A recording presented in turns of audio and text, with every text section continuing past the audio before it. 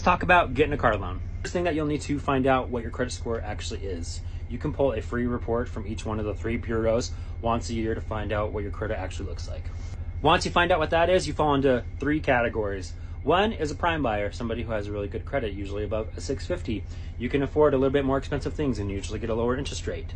The second one is subprime, meaning your score is usually below a 650, meaning your credit's not so good. You don't make your payments. Maybe you got a repo. Maybe you got bankruptcy. You got some rebuilding to do. And the third one, new, meaning you ain't got credit. And if you do, it's little, it's itty bitty. It's really not even there.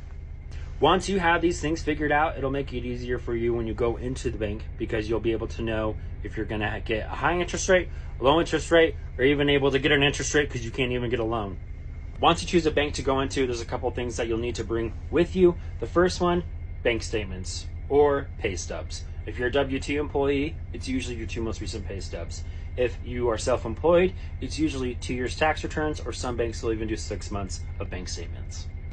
After you do that, because you've done all your research before, hopefully, you'll be able to go in and find out what your down payment and interest rate and your term is going to be. Your down payment is not illegal, has to be done.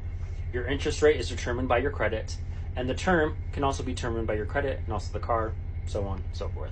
Once you have that rate on there, go and shop it around to a couple different banks. See if they'll beat that one. That's what you want to do. See if you can get a better rate. Do some footwork.